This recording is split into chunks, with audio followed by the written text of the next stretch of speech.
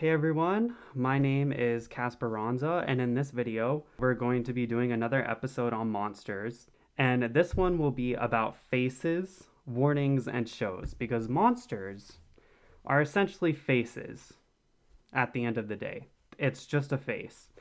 And they're also warnings. They're trying to warn you of something, and they're showing you something. So this topic, in my opinion, is probably one of the most fundamental and important topics when it comes to discussing monsters and talking about monsters. Without this topic, you're like missing out on what a monster really is. And so I am very excited to talk about it today.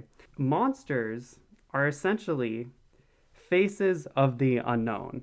They contain the unknown. They are a doorway to knowledge. They are, well, they're a kind of interface. So reality is what it is. But this reality as it is unknown. It's this amorphous sludge that doesn't really mean anything, that's way too overwhelming, way too powerful, way too incredible. And so in order to see reality, we need appearances of reality. We need to divide reality into concepts, face of something. The appearance of something is a kind of immediate, it gives you immediate information about it that you need to know. The automatic and necessary information you need to know about an unknown. A quote that can really help and capture with this is what Ayn Rand said about art. And just replace the word art with the word monster. She says, man's profound need of art lies in the fact that his cognitive faculty is conceptual, that he acquires knowledge by means of abstractions, and needs the power to bring the widest metaphysical abstractions into his immediate perceptual awareness. Art fulfills this need. By means of a selective recreation, it concretizes man's fundamental view of himself and of existence. It tells man, in effect, which aspects of his existence are to be regarded as essential, significant, and important. In this sense, art teaches man how to use his consciousness. It conditions or stylizes man's consciousness by conveying to him a certain way of looking at existence. So I think I just want to change this definition a little bit. Instead of art, replace it with the word monster, monstrous faces. Monstrous faces are pretty much concretizing something very, very abstract. It's concretizing and capturing the unknown. As I said, it's a container of the unknown. That's the reason why we have art, as Ayn Rand says. That's why we have aesthetics. But monstrous faces are a very particular kind of aesthetics and face of the unknown that I think is super powerful and important, as we're going to talk about in the video. Schopenhauer had a really great quote on faces. The face is a concrete of an abstraction that gives you immediate information. And this immediate information, this information is conveyed how the face is arranged. This deals with physiognomy. It's about looking at the face and getting all of the information you need just from looking at the face. This is why Ayn Rand said we need art, because it allows you to get the essential and important ideas about something without actually having to know it. It's a kind of knowledge without knowledge. It's a kind of awareness without awareness. It's a way of knowing things without really knowing things. It's almost a kind of intuition or superpower. That's what understanding monstrous faces can give you.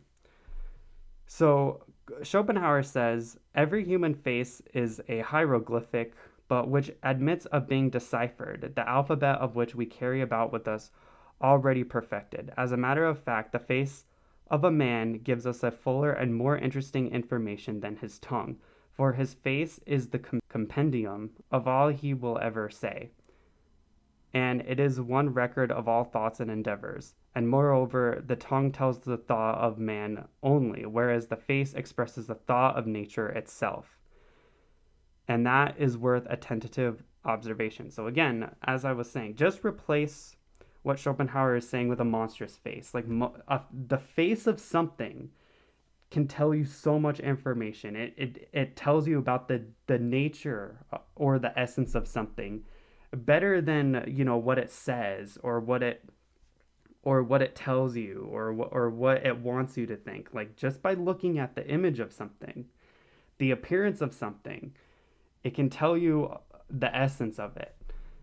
Um, and then he continues, even though everyone may not be worth talking to, and if every individual is worth observation as a single thought of nature, how much more so is beauty, since it is a higher and more general conception of nature, is in fact her thought of a species. This is why beauty is so captivating. It is a fundamental thought of nature, whereas the individual is only by thought a corollary. So, which leads to my next quote of what Oscar Wilde said about beauty. And he said, "To me, beauty is the wonder of wonders. It is only shallow people who do not judge by appearances. The true mystery of the world is the visible, not the invisible." So, again, you see how the face is really capturing. I mean, when you look at something, when you look at a piece of art, right? This is why you can stare at a painting for hours and constantly wonder about it, because the subtle concrete details of a painting are what spurs your understanding of the abstraction that the painting is capturing. So again, I just really want to drive home that like the face of something, especially in the context of monsters, shows you so much. It tells you more about reality than reality itself. It reality can become knowable and understandable by just looking at monsters' faces. And I also want to say that seeing faces is very, very human. I remember watching a video by ContraPoints where she talks about this concept called face pareidolia, pareidolia, which is the tendency to see faces in things. And one of the main reasons why we study monsters is to understand humanity and what it means to be human. And I think one of the fundamental things of being human is to see faces, to be able to see faces into things, to project a kind of humanness onto reality. And I guess you could say how we see reality says more about us than how reality actually is. And sometimes people think of that as like a negative thing, like we're not actually seeing reality properly. Like the reason why ContraPoints is making this argument is to kind of show that people see faces or gods and things, which makes them delusional. But I actually think seeing faces is so important for being human and to maintain our connection with reality. Like we connect with reality through fantasy. We connect with reality through the appearance of things, through surface level observation. Um I mean, faces are identity. Without a face, as I said, without I mean, you can't face the unknown. You can't look at reality for what it is. Reality is too complex. It's too amorphous. It's too much of a sludge to understand. So you need to break it up into faces. It's an interface. How do you face the unknown? By putting a face onto it and facing it in front of you. So I think I hammered that point a little bit too much, but let's move on to the next thing. Yu-Gi-Oh cards, tarot cards and oracle cards, the zodiac signs, gods, titans, and deities. All of these things are faces for, as I already said, abstractions that are too hard to understand. If you take an abstract concept like love, and this is the same reason why we have art, like why do we have gods? Why do we have art? Because in order to understand love, we need to see a concretized image of it, as Ayn Rand said in that original quote that I started with. Because love as an abstract idea, you can't understand love. Love isn't even something you can touch or hold. So you need to put a face on it, like with Venus or Aphrodite. or some kind of god that represents love. Or I don't know. I mean, it could be judgment. We have faces for that. Like if in tarot, this is a tarot deck. This is my cat tarot deck, if you can see. Um, the cat tarot deck has a bunch of different, I mean, if you look at tarot cards, they're different faces of all of these fundamental concepts and ideas and abstractions that you can't really understand them as abstractions, but when you put them into a card, you kind of capture that abstraction and you're able to work with it and to do something with it. And it's almost a little bit creepy because I remember this video. It's pretty funny. Remember when Mitt Romney talked about binders full of women? And so we took a concerted effort to go out and find women who had backgrounds that could be qualified to become members of our cabinet. I went to a number of women's groups and said, "Can you help us find folks?" And they brought us whole binders full of women. I was proud of the fact that after I staffed my cabinet and my senior staff, Whole binders full of women. And, you know, a lot of people think that this comment was kind of sexist or objectifying. And that's because it kind of is. When you have a binder full, I mean, if you look, my Yu-Gi-Oh cards are in what is appropriately called a monster binder. It's a whole binder full of concretized abstractions, a bunch of objects. We took this very, if you think about a woman, an individual woman who is a unique individual with her own wants and needs and values. But if you just put her face into it, right? When you just have a face of a woman, you're objectifying her. You're concretizing her into some kind of image, like a painting, and then you put her into a binder. And it's very similar to kind of like you know how serial killers, when they kill their victims, they usually take an object or a piece of them that represents as a symbol of their whole personality. It's the same thing. That's what a monster is. A monster is a kind of frozen image of a concept. Um, and this is why when you look at trading cards like Yu-Gi-Oh, this is my monster binder with Yu-Gi-Oh cards. Caius the Shadow Monarch. I got 9 of him. And then I have an ultimate rare in French as kind of a tribute to the postmodernist French philosophers, or just French philosophers in general. I don't know. Anyway,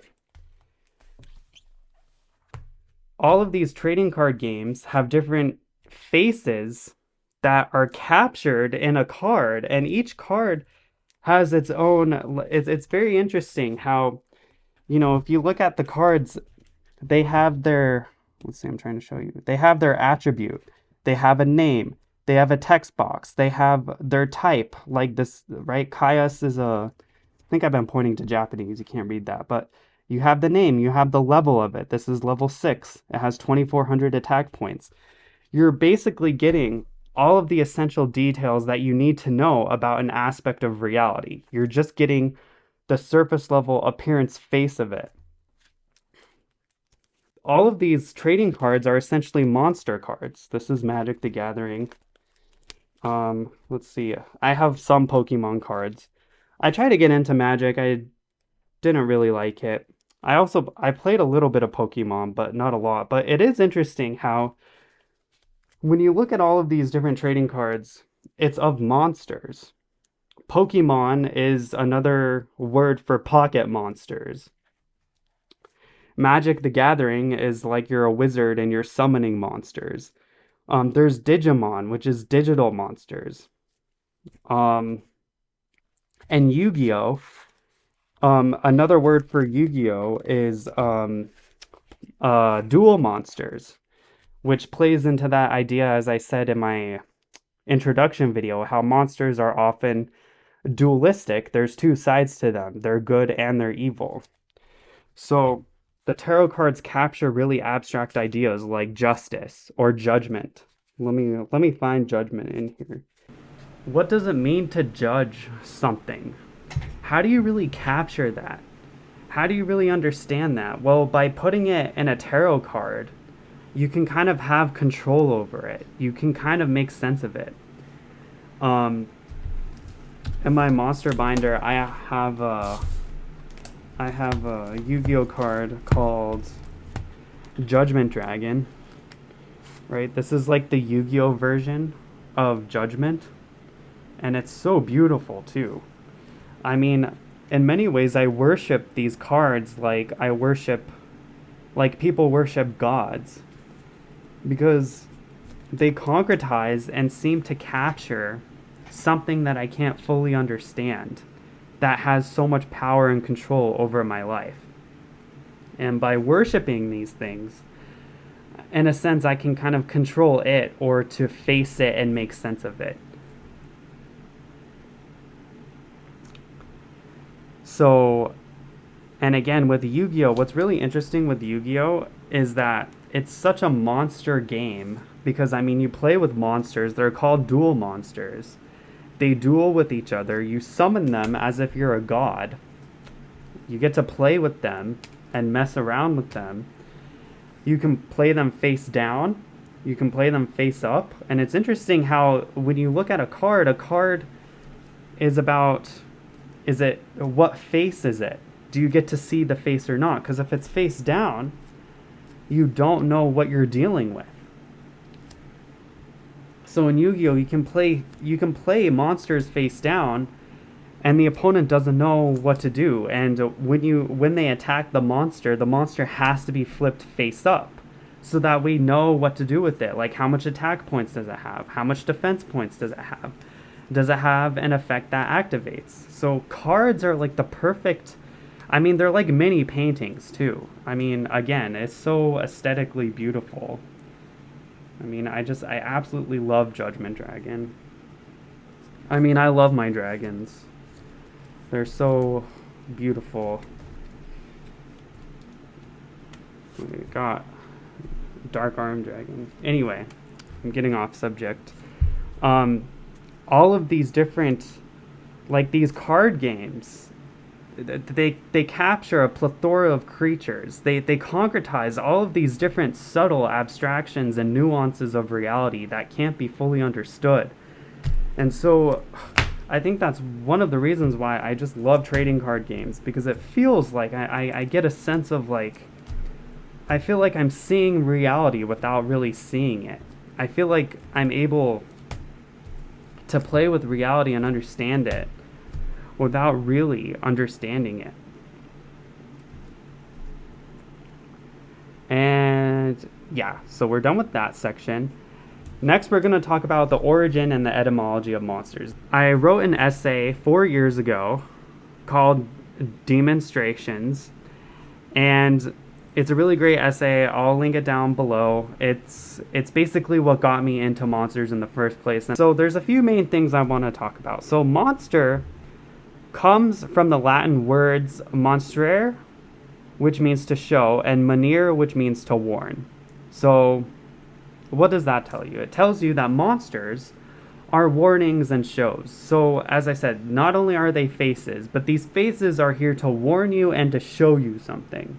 I like to think of monsters as a breakdown of the good, literally and metaphorically. It breaks down the good in the sense that the good is being broken down. Something monstrous is depraved and evil and immoral. But it's also breaking down the good in the sense that you're understanding it analytically.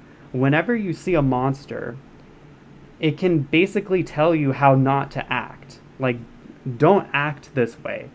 Don't act how this monstrous thing is acting. It's showing you the wrong way to live. It's showing you how not to be human. In order to show you this immorality, in order to show you that something is not human, the monstrous face has predatory features. It has the face of a predator. And these predators are or resemble what monkeys or primates were afraid of for millions or thousands of years. So they often take on the face of some kind of reptile, something that would eat us, basically. And there's this really great article by Paul Trout, which was written in 2011. And it's a great article. I totally suggest you read it, but I actually need to read it again because it's been quite a while since but there's a few quotations I want to talk about. Regardless of their different sizes, features, and forms, monsters have one trait in common. They eat humans. So the face of a monster is always going to look like something that will eat you. Whatever else they may do for us psychologically, monsters express our dread of being torn apart, eviscerated, chewed, swallowed, and I mean, that's exactly what a monster is. A monster fundamentally is something that eats you. So how did it become a face of an abstraction? Well, again, as I said already, abstractions are really hard to understand, especially evil and immoralities. When something is evil, it's not exactly obvious how it's evil. Sometimes it's not even obvious. So a monstrous face is projected onto this evil so that it grabs your attention, so that you can really see it. Like, this is evil. Look at this. Look at me. The archetype of the monster is an expression of this primal fear writ large, exaggerated and intensified to an outlandish degree. So it's very dramatic, it's very showy. But why does this primal fear take form of a monster? That is a predatory creature and grotesquely mixes animal or human and animal physical features. In what way did our experiences as prey species contribute to the formation of a mythic monster? So he gives an example of the dragon. You can see like a conglomeration of all of these kind of predatory things ultimately moving into the dragon. And I chose to use Smaug because Smaug is a really good example. But the dragon is kind of like the chimera fully mixed together. It has all of the parts. The dragon, for example, is a hybrid of the three primary predators: leopard, python, and eagle. And Paul Trout said this. That's the article that I was referencing. With all three of these combined, it's no wonder that the dragon is so popular in art and culture. Because, again, all of these faces are kind of like put together. All of these scary predators are put together to kind of like show you an evil. And the dragon is pretty cool in particular because the dragon is almost majestic and beautiful. It's almost like a god. Because a chimera, if you look at the chimera is almost kind of ugly and just weird. But the dragon is kind of like a beautiful ugly. It's a perfected and majestic ugly, which is what makes it more of a god than just simply a monster. And I think I have another... Oh yeah, Godzilla. Godzilla is kind of like a dragon. And he's a face for another evil like the atomic bomb. So it's about warning us. It's a barometer of immorality and a measurement of evil. So the more distorted the face, the more predatory the face, the more exaggerated the face, the more non-human the face is, the more anti-human the face, the more it measures and captures the evil or immorality. Before, with Schopenhauer, you know, the subtle and distinct features of the face can really tell you a lot about the essence or the abstraction hidden behind it. So, like, as the face gets bigger, the evil and the immorality gets bigger. Or the more ugly the face, the more horrific the evil or the deed that was done. Or the type of face. I talked about this before. Like, different faces represent different things. Like, if you take the face of a vampire, the face of a vampire is about the immorality of sucking someone's life away. Because vampires suck blood. They suck your vitality and essence. Or if you take the face of a werewolf is the face of losing your reason and rationality. So Jordan Peterson has this really great video on the growing dragon. It's one of the best videos he's posted in a while, and I really enjoy when he talks about monsters. Essentially, what happened in the video, or the story as Jordan Peterson talks about it, is that there's this dragon that gets bigger and bigger over time. Because the dragon represents a problem that you're not dealing with. And it's very easy to have these kinds of problems. You know, Jordan Peterson talks about not paying your taxes, these amorphous abstractions that you don't understand. Like, these problems don't really seem like problems, but then a monstrous face is put onto it to kind of like show you, like, hey, there's a problem that's happening. And the longer that you don't deal with the problem, the bigger the monster gets, to the point where you can't even live your life. Because as the video progresses, I think there's another picture that you get to see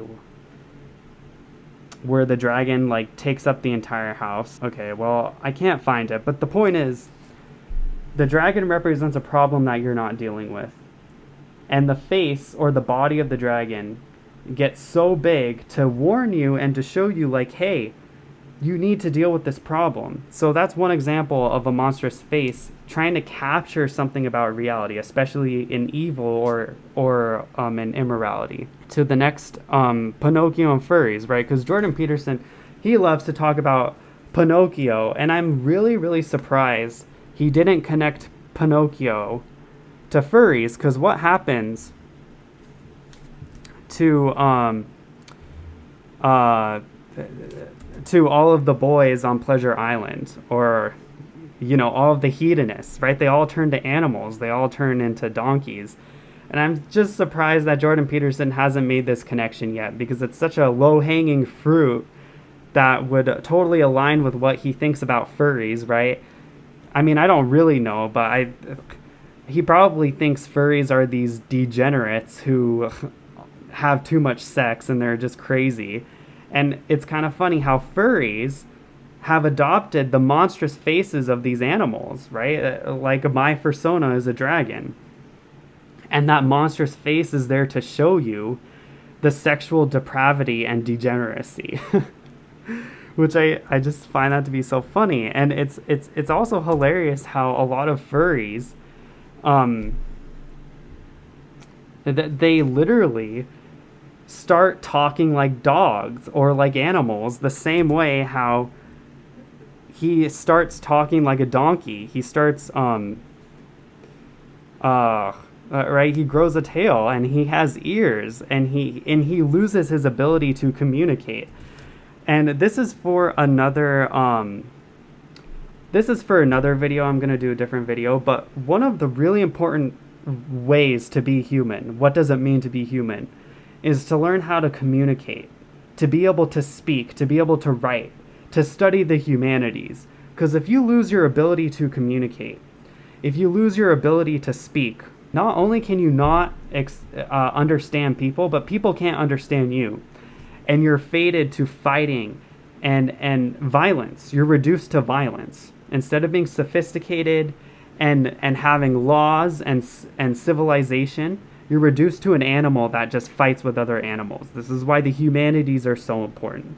Now, I don't think furries are actually depraved, but it is very funny how, and maybe it is saying something. I don't know. I feel like the idea of being a furry or a pup or whatever, this is my Instagram. Here's a picture where I'm wearing a pup mask.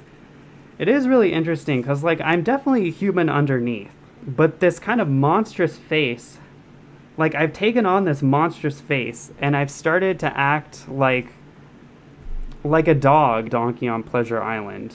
And I don't know if it's a good or bad thing. Like, I definitely have the ability to speak and to write, but I don't know. I just think it's funny. Frankenstein. So I'm gonna do a completely separate video on Frankenstein because it's way too important to briefly talk about. But essentially, what Frankenstein's monster is about, it's a monstrous face of people who don't take responsibility for their creativity. And then the picture of Dorian Gray, written by Oscar Wilde. It's about a face, so a painting, a literal painting, almost like a Yu-Gi-Oh card. So a young man who is very beautiful gets a painting of himself done. And then this young man goes on all of these, he becomes very hedonistic and depraved.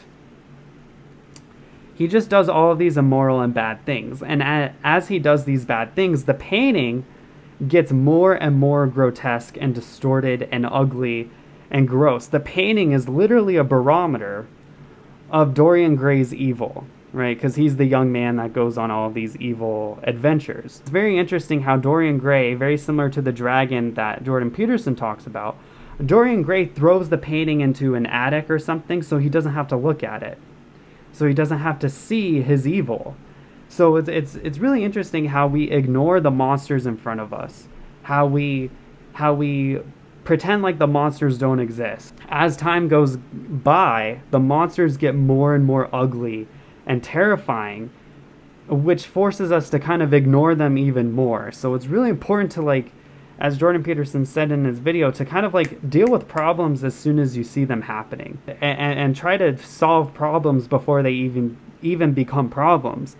Because once they become problems, they can terrify you and haunt you. Monsters are very haunting, as we'll talk about later in the video. There's this really cool scene in Lord of the Rings where when Frodo puts on the ring, he sees the true nature of the Nazgul. So the Nazgul are like these hooded, monstrous creatures, and you don't really know what they are, right? They're literally like walking unknowns.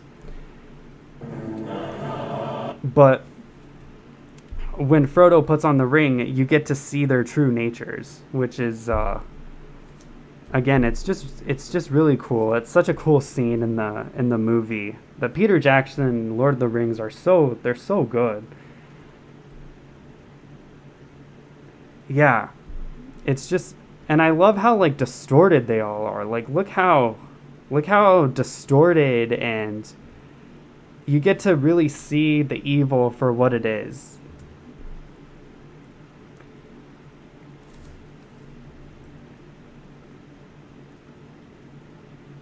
Yeah. And it leads me to my next point, which was caricatures and parodies. So those faces looked kind of distorted and well, creepy. And this is very similar to how faces of immorality, because if you look at parodies, right, and caricatures, what is a caricature? A caricature is an exaggeration of a person's face, their facial features. You see this a lot with politics. You'll see Donald Trump with very exaggerated features, or Obama.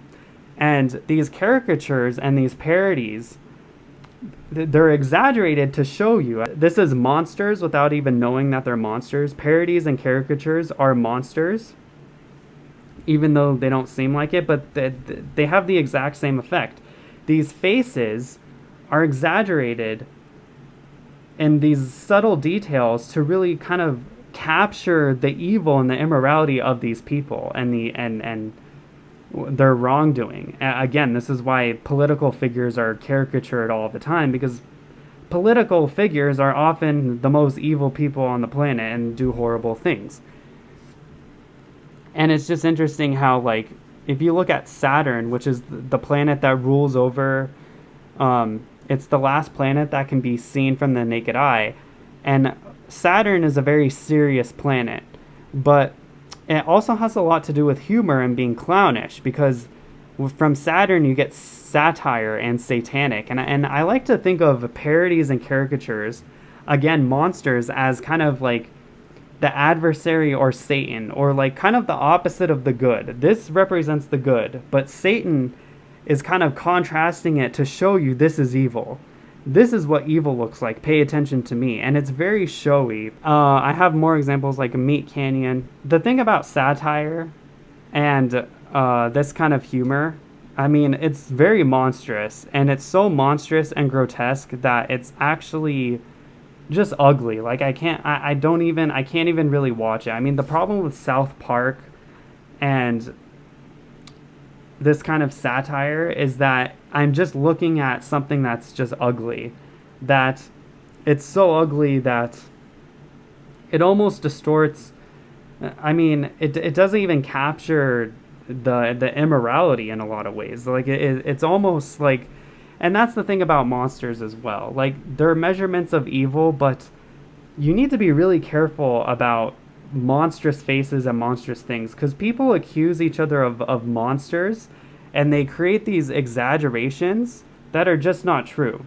I mean, you could say that parodies in themselves and caricatures, what they're really showing you, it's not so much that they're showing you evil, but they're showing how easy it is to call something evil. It shows you the humanity of things. It shows you that reality is not as evil as you think it is.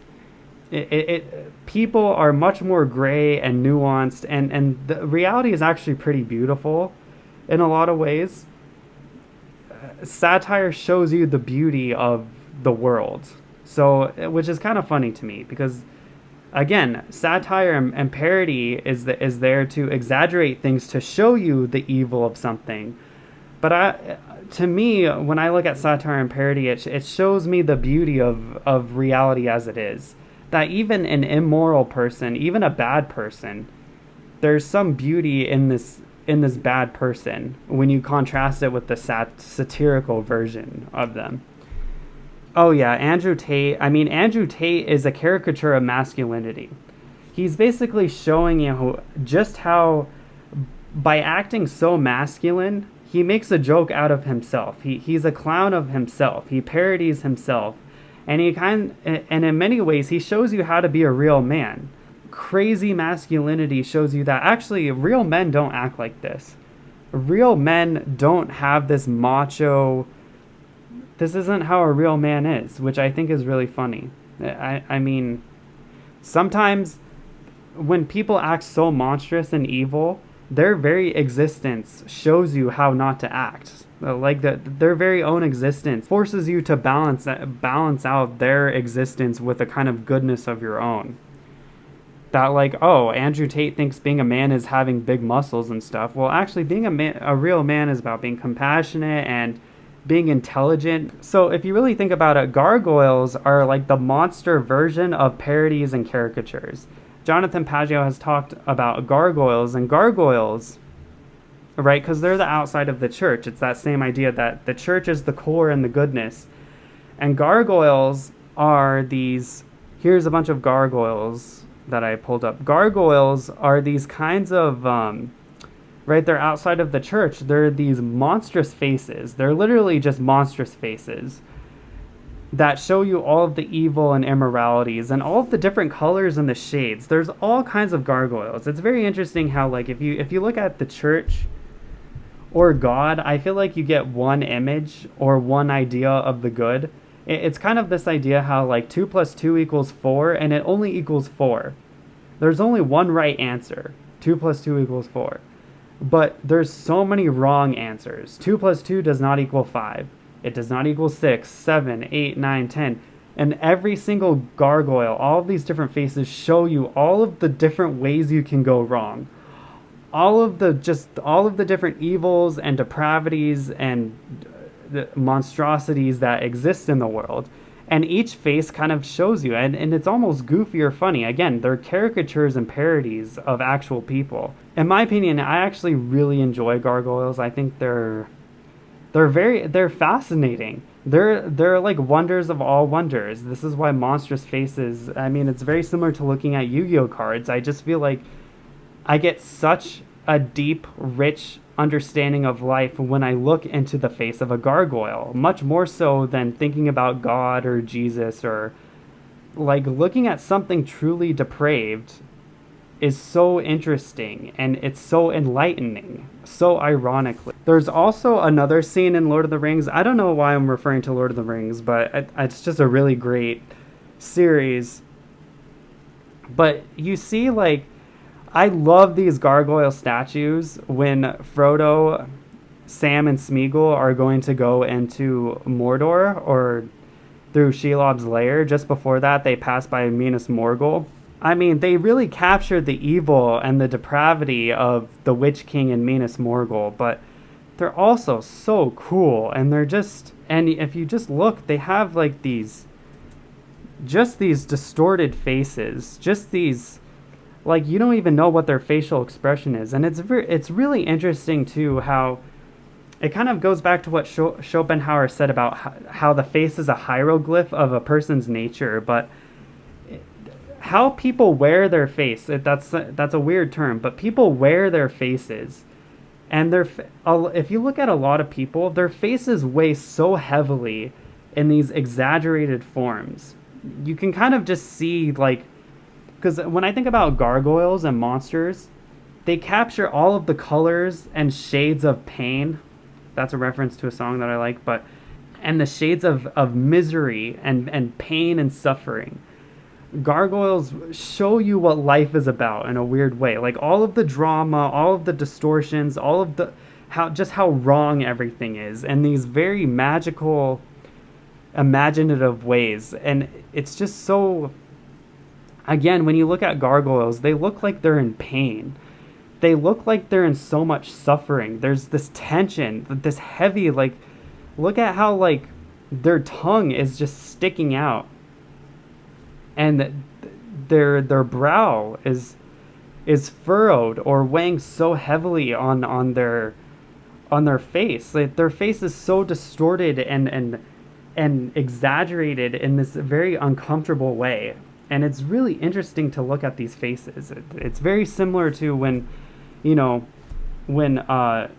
Dorian Gray is looking at the grotesque painting of himself, and how he's kind of in awe of it, or just so, like, amazed, like, look at how ugly this painting is. And I'd like to contrast with the Buddha. So I was listening to one of ContraPoints' videos, and she mentioned how the Buddha has this subtle smile, and it really made me think how the Buddha is profoundly different from a gargoyle. You see this very soft, light, subtle smile, right? You don't see this overly exaggerated and ugly face that weighs heavily on the Buddha's head. And enlightened, you see this, like, almost kind of joy and compassion. Like, if you look at a gargoyle, they look so, like, they're not at peace. They're in pain and suffering. They're just totally, like, almost just stressed out and pulled in such a deformed and unhappy direction. But if you contrast this with the Buddha is at peace. It also reminds me a lot of the Mona Lisa. And maybe that's why the Mona Lisa is probably one of the most famous paintings in the world, because at first I had no idea. But when I think about gargoyles, the Mona Lisa with its very, very, very subtle smile, just that very subtle, like, because in many ways, gargoyles are acting out dramas. They're acting out their pain and their suffering, and they don't know it. That's the thing. They don't know that they're in pain and suffering. But the Buddha and the Mona Lisa, they're almost pulling back behind reality, and they see the pain and suffering that's happening. I mean, that's what the Buddhism is about. Like, the first rule is that life is pain and suffering. And there's this enlightened compassion that comes from understanding it, while a gargoyle is totally like, just like shocked, or just they're focused on something that doesn't make any sense, or they're captivated by these tiny little things, while the Buddha is just like, or the Mona Lisa is just like, yeah, I'm not gonna get pulled in all these different paths and directions. I'm peaceful and stable. But when I think of monsters, I really think of traffic signals and signs, and that there's signs everywhere. Again, it's going to sound ridiculous, and it goes back to what ContraPoints said in her conspiracy video, how, like, people see signs in everything, and, seeing signs is stupid and irrational. But, I mean, this is what it means to be human, and I think these signs are very, very real, and what make us human, and are so important. And it reminds me of when Jonathan Pageau said that, like, apple is like the poison apple in the Garden of Evil, Eden, Garden of Evil, but in the Garden of Eden, Apple literally represents, the company Apple with the iPhones, it literally represents taking a bite from the apple and the tree of knowledge.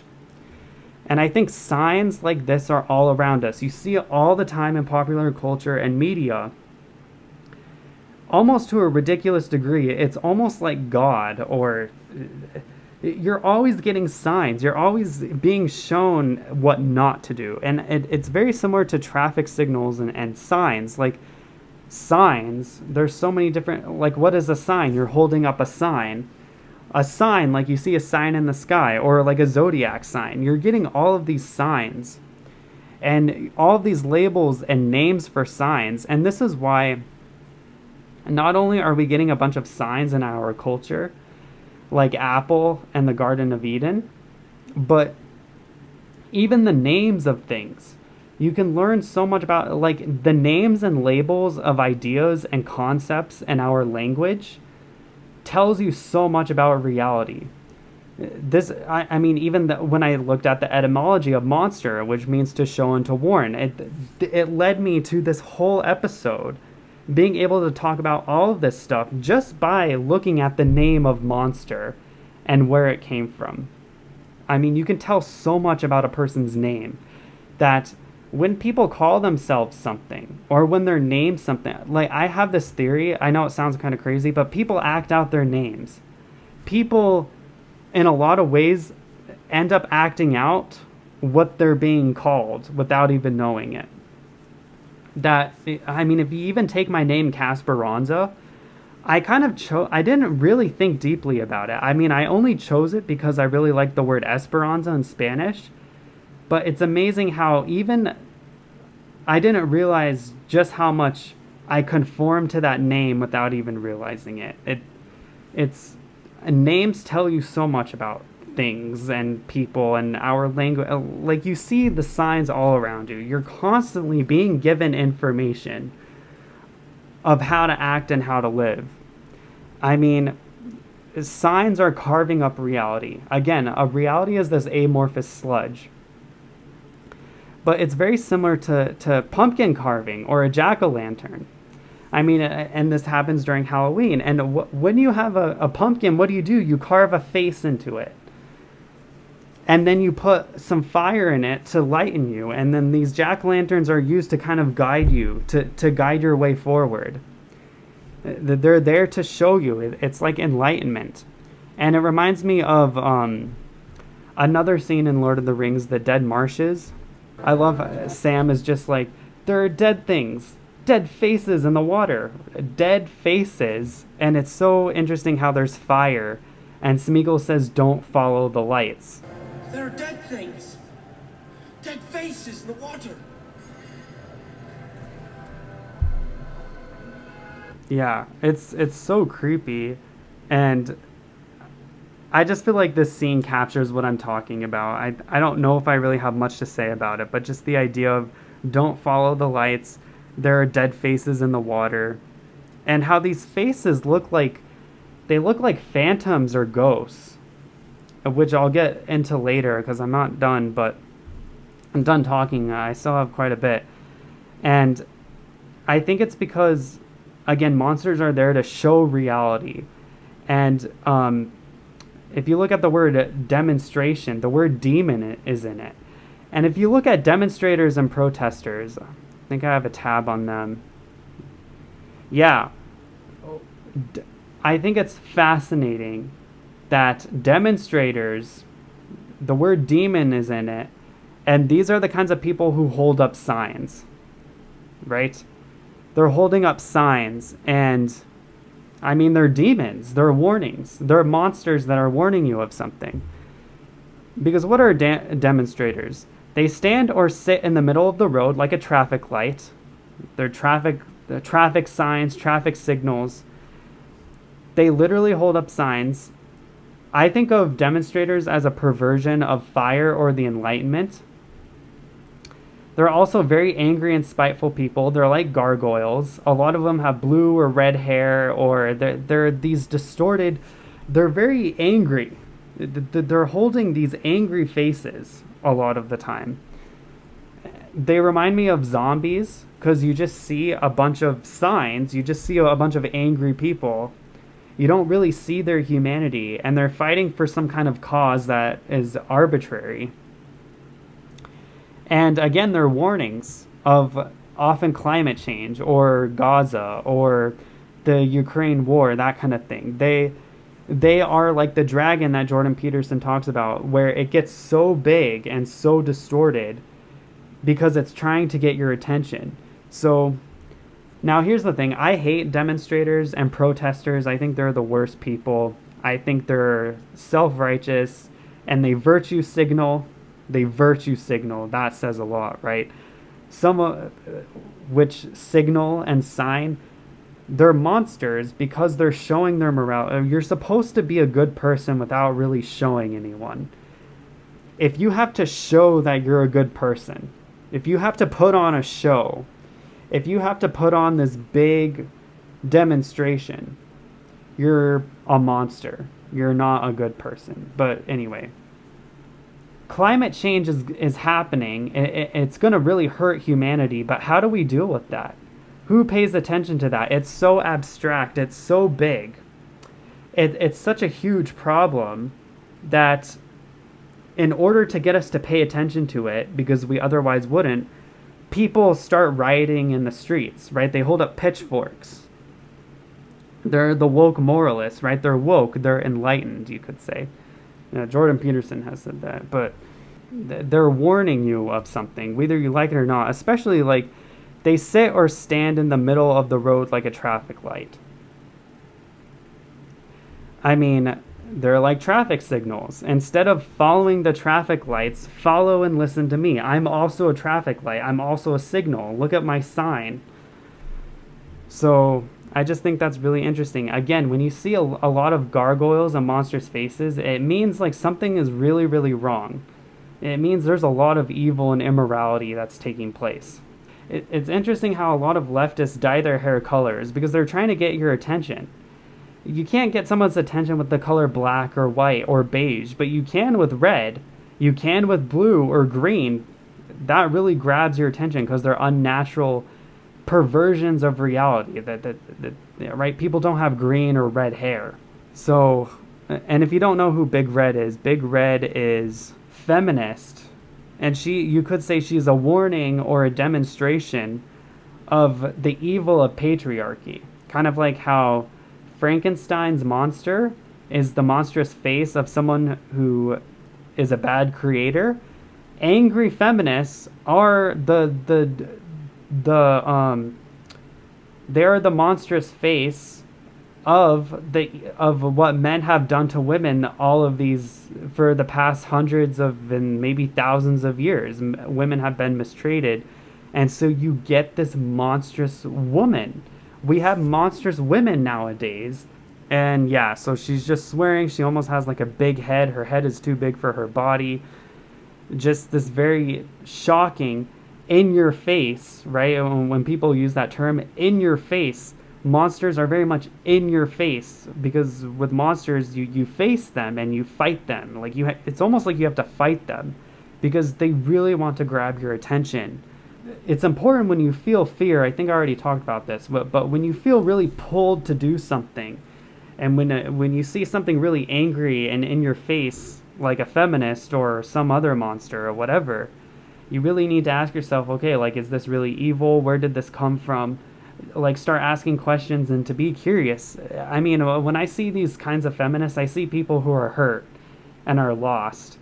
And it's important to take responsibility as men for what we've done. I'm not saying it to be a feminist. I'm not saying to be a leftist. That's not what I'm saying. But, you know, it's a very natural reaction to what has been happening to women. You have to have compassion, and you have to slightly smile, and you need to see the pain and find ways to build connections and to find our humanity again. When you see a lot of these distortions, when you see people holding up signs, it means like, okay, how do we find our humanity again?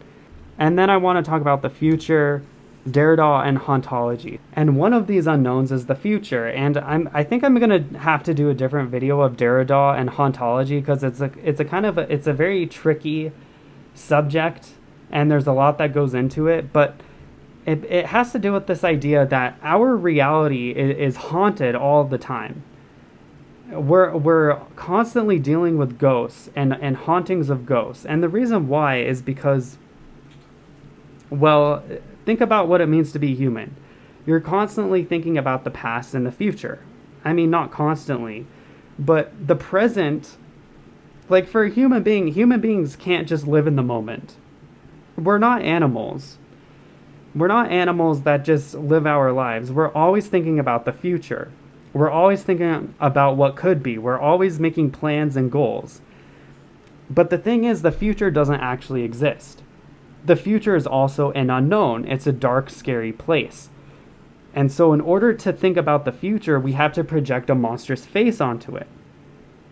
This is why we have a lot of apocalypse movies, and we think about the apocalypse or the world is going to end, and why the Bible has this stuff. Because when we think about the future is actually really terrifying and anxiety inducing. I mean, we all know we're going to die, right? It's going to happen. It's inevitable. The future is like a monster. It's eating you alive as we speak. You're aging. You're getting uglier and grosser and more. You're wrinkling up, and eventually you're going to die. Time and the future is eating you. You're being pulled into the future. You're being the future is this amorphous haunting, and it's this fantasy. So monsters are fantasies and projections. And a lot of these monsters are of the future. This is why it kind of leads me to this idea of being a God-fearing, and how like to be a real Christian is to fear God.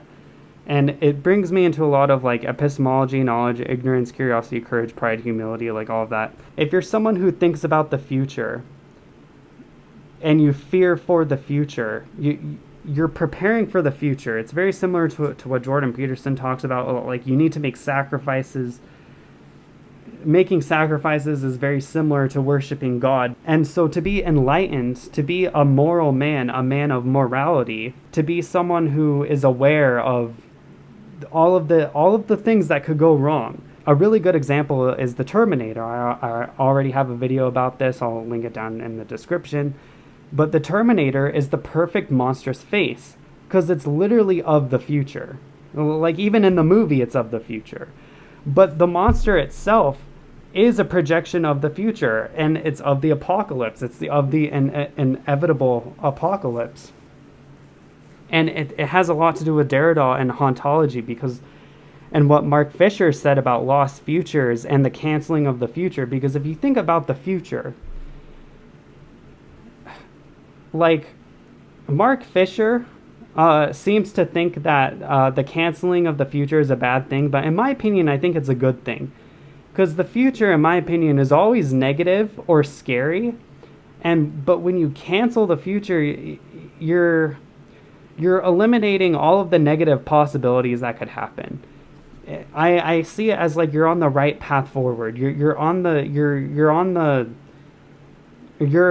golden path or the enlightened path when the future is canceled. Because if the future actually happens, as I said, because when we think about the future, it's always negative. It's always about death and decay or the apocalypse. Well, if you cancel the apocalypse, then that's a good thing, right? You cancel the ending of the world. And with the future, it's always going to haunt us. There's always going to be this impending doom, because that's always a possibility. The apocalypse is always around the corner. It's always there. It's always that this monster is never going to go away. It's always going to haunt us. But it's a good haunting. It's a good monster because it keeps us from actually destroying ourselves. It keeps us from dying. It keeps us on the right track. As I said, like monsters are traffic lights and signals that tell you the right way to go. And so when I think about the Terminator, again, the Terminator is such a perfect concrete example. It's literally a traffic light. If you look at, If you look at the Terminator, oh yeah, here's some videos on hauntology. My favorite one is the one by Jonas Cheka. It's very good. But if you look at the Terminator, it's literally like a stoplight. Or if you look at HAL, it looks like a traffic light on stop, on red. It looks like a red traffic light. And what does HAL represent? It represents artificial intelligence and how it almost took over the ship in the Space Odyssey. this machine. And then if you look at, where's the Terminator? I have so many tabs, Jesus. But you see all of these red lights. I mean, the Terminator is telling you to stop. It's literally a warning. It's a ghost of the future telling you stop. And just on a side note, there's this really cool song called Cold Red Light, which very much captures the Terminator and these haunting futures. It's like, here's a terrible future, you better stop. It's a cold red light.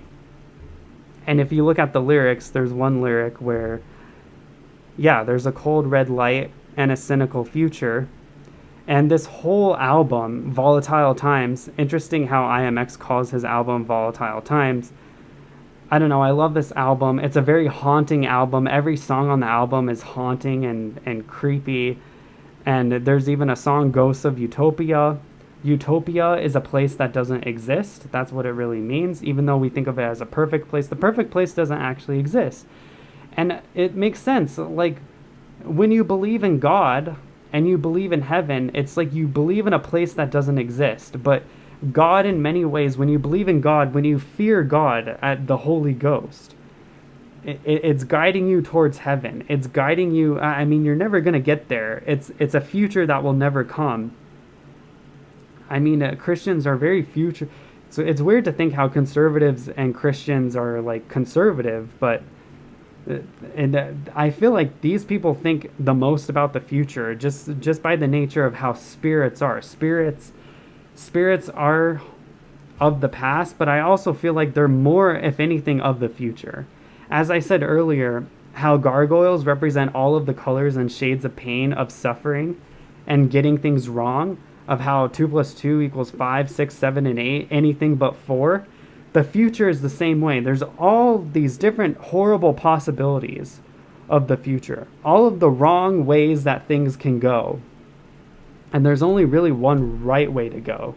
But all of these different possibilities, all of these signs are kind of like guiding you on the right path. They're like showing you the way. In a kind of opposite way. Let me show you everything that's wrong, and maybe you'll get the right answer. So yeah, I already talked about this. Monsters show you the way forward. And it talks about free will and determinism. And I mean, if you really think about monstrous faces and demonstrations, when people, it's funny, when people put on a demonstration, when people become monsters or gargoyles, they're essentially in a story or a narrative. Because if you think about a story, if you think about time and how time works, there's a past, present, and future. There's the beginning, the middle, and the end. And what I find really interesting is that like all of these projections of the future are a story or a narrative, like the Terminator. And I remember hearing this quote that the future impregnates the present, or the present is impregnated with the future. It sounds very similar to Sarah Connor impregnated with John Connor, and how John Connor is of the future. And anyway, it's so interesting and amazing how the Terminator is literally the perfect monstrous face.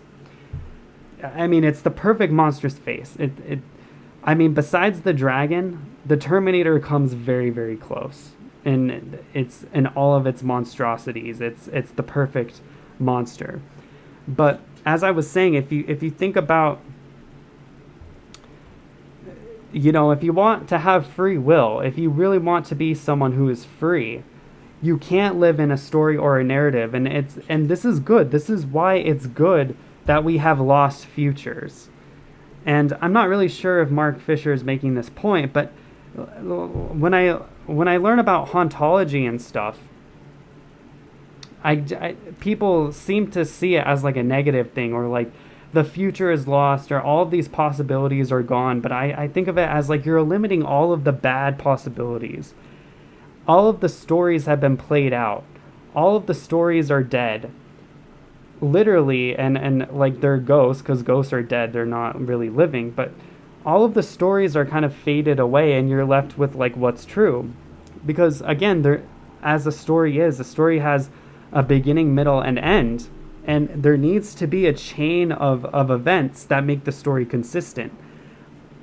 Which means if you live in a story If you live in a narrative, this is why meaning and purpose is a bad thing in a sense. Because when you have a story and a narrative for your life, you become determined, you lose your free will. You lose your ability to make real choices, and you become a monster. You become a demonstrative force in the process where you act out. You become this dramatic, demonstrative. You act out your pain and your suffering. You act out the story, and you're deterministic, and you're fated. It's fated and fatalism and cynical and dark and inauthentic. You're acting out as a monster instead of being a real human of free will. And that's the thing with morality. In order to have a real morality, you need to be free to make choices, to be a moral person. And so in many ways, I feel like monsters they don't even have morals. They can't act morally because they don't even have free will or free choice, because they're in a story. There's the good guys and the bad guys, and I need to kill the bad guys. And then that's my story. But the irony of that whole thing is that you're actually a monster in pain and suffering. Anyway, so I did talk about Facebook. And again, this kind of comes full circle for all of us. Remember when Mitt Romney said the binder's full of women, and how trading cards in very many ways are like trophies for serial killers? Well, what is Facebook? Facebook is not just a binder full of women. Facebook is literally a binder full of everybody on the planet, where they have been concretized into these monstrous, distorted faces. That's what social media is, and essentially Facebook. And it's amazing how Facebook is called Facebook. As I said, the names and labels of things are the names they're names that far more deeply than the creator even understood. When Mark Zuckerberg named Facebook, he probably didn't realize just how spiritual and how fated to name Facebook was, because it perfectly captures what this company is doing, and it's basically dehumanizing and objectifying human beings, reducing them to Yu-Gi-Oh cards in a binder. That's literally what Facebook is, and as I said, all of social media. And if you look at the internet has become a place of monstrosity and monstrous faces everywhere. If you look at the modern world, and this kind of goes back to what Mark Fisher said with hauntology, and his criticism of capitalism is that the world has become a giant mirage, well, not even a mirage, but a kaleidoscope and conglomeration and a chimera and a terrifying, nightmarish reality of all of these monstrous faces. All of these concretized images of the essence of something. And we essentially, ironically, we're defacing reality with all of these faces. When you take a picture of yourself and put it on Instagram, we've all become advertisements. All of our selfies are photoshopped and perfectly created. To take a photo requires you to freeze in time. It requires you to essentially die in order, you become a statue as you're taking the photo. And this photo is used for aesthetic consumption. And this photo is like in a box, in a Yu-Gi-Oh card, right? It has its name, and it has like a little text box beneath it, and then it has this perfect image, perfectly captured. You become a painting. You become a painting of your essence. You become a concretized monster of who you really are. And all people do is consume and look at the face of you instead of looking at the actual you. This is why you become dehumanized. Essentially, you become an advertisement. Because what are advertisements? Advertisements are like monsters that are they're signals. They're trying to get your attention. They're trying to get you to do something. I mean, they're the bad aspects of monsters. They're warnings and shows of possible realities, and it very much reminds me of what another French philosopher said. He wrote a book called Society of the Spectacle, and and he wrote it in like I think 1980, and he basically predicted the future, which is really kind of weird how we've been talking about the future. But anyway, to finish off the video, we live in a nightmarish reality because we're surrounded by monstrous faces. We're surrounded by images and texts, and we're not getting the real essence of reality. We live in a fantasy world. We live in a world of possibilities and futures. It's almost like we're living in the future in the present, which is so fear-inducing and anxiety-inducing. And we've lost our humanity by being on the internet. And I don't know. I mean, I should probably make a separate video on this, but I just really wanted to talk about how, yeah, the modern world it's just overloaded with all of these monstrous faces, and these monstrous faces are making it impossible to figure out how to actually live in the world, because we're constantly being, I mean, it's where monsters have become too much. We're being scared and roared at when we go on the internet. And yeah, that's all I have to say. And thank you for watching. Remember, monsters are faces there to show you the right way to go to be more human. And yeah, I'll see you later.